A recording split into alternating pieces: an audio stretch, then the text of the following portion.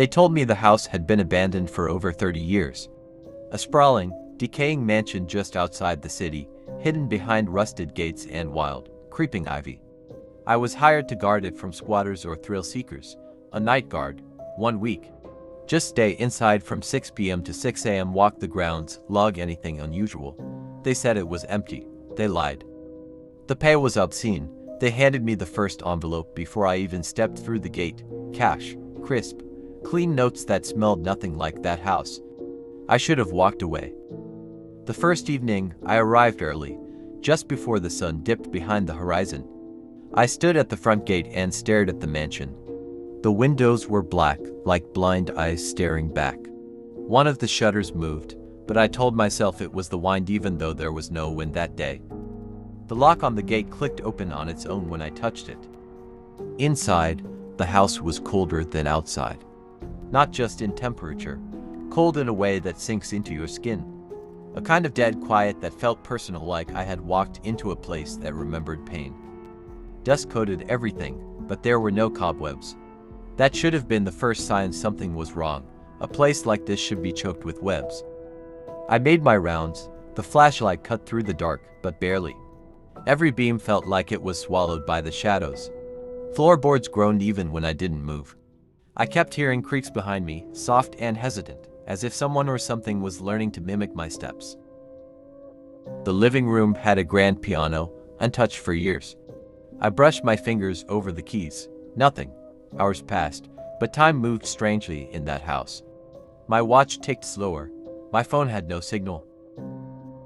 At 11:40 p.m., I heard the piano play 3 soft notes behind me. I turned, but the room was empty. At midnight, I passed by a long corridor where the air turned sharp, metallic like rusted iron and something sour. A painting on the far wall caught my eye. A family portrait, husband, wife, 2 children, all wearing black, funeral clothes. The children's faces were blurred, painted over in smears. The mother's hands were on their shoulders, but her fingers looked too long, too many joints. By my 3rd round, the painting had changed. The father's face had cracked in half. The mother was now looking directly at me, eyes jet black and wide with something like hunger. The children were gone. Every time I blinked, her smile seemed to stretch. I turned away, feeling sick, and tried the front door. It was locked. I hadn't locked it. I hadn't heard it lock. The hallway lights buzzed on all at once. No electricity should have been working. But there they were, flickering faintly, lighting the path to the upstairs. I didn't want to go up, but my feet moved on their own. The staircase groaned with every step. Halfway up, I felt pressure behind me, like someone was just an inch from my back. I didn't turn. I wouldn't. The upper floor was darker, colder. The walls were lined with cracked mirrors. But they didn't show me. They showed the house, without me. The halls behind me were empty in every reflection, though I stood right there. My breath fogged in the air, but not in the glass. At 2:06 a.m., I entered the master bedroom. The bed was neatly made, fresh. Too fresh. On the pillow was a single lock of black hair. A lullaby began to play from a music box on the nightstand. I didn't touch it. The room behind me shimmered slightly like heat haze, but the air was frigid. I looked into the full-length mirror across the room and saw a woman standing behind me. She was pale, neck bent at an impossible angle, one hand reaching out. I turned. No one was there, but the mirror showed her moving closer. I smashed it. The glass cracked, but her face was still there in every broken shard, all of them smiling wider now. I ran. Back downstairs, through the hall. The painting was gone. The walls now lined with dozens of frames, all of them empty, except one. Me. Standing in the hallway. Eyes wide, mouth open, screaming silently. At 3:30 a.m., the basement door opened on its own. I didn't want to go down, but the lights flickered in a trail, guiding me. The air grew dense. Every step down felt like I was sinking into the earth itself. The walls were moist, breathing. I swear I heard it, the house breathing. A slow inhale, a long, damp exhale. The basement was filled with children's toys, old, rotten, dolls with stitched mouths and eyes gouged out. A rocking horse that creaked on its own, a child's chair that spun slowly in the corner. And in the middle of the room, a circle of candles, unlit.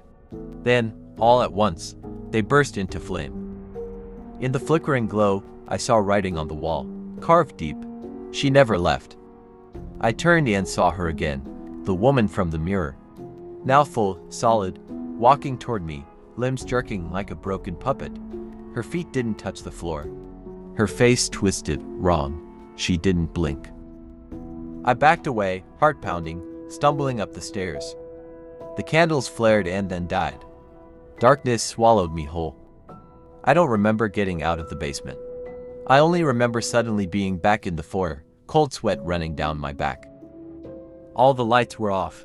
The only sound was the ticking of a grandfather clock that hadn't worked since the 1980s. It ticked louder, louder, faster. Then it struck 4:44 a.m. The chimes rang like screams. The walls pulsed, paint peeled, the floor cracked beneath my boots. Every door in the house slammed shut at once. And then came the knocking. From inside the walls. I pressed my ear against one, and I heard voices. Not whispers. Screams. Children. Men. Women. All crying, all clawing, all begging to be let out. I fell to my knees, shaking. I closed my eyes, covered my ears. When I opened them again, it was morning. Birdsong outside, sunlight leaking through cracks in the shutters. The front door stood wide open. My car was still parked in the driveway. I left, never looked back. But the money still comes. Every month, like clockwork, from an untraceable source. And sometimes, late at night, I hear that same lullaby. Playing softly. Closer. Every time,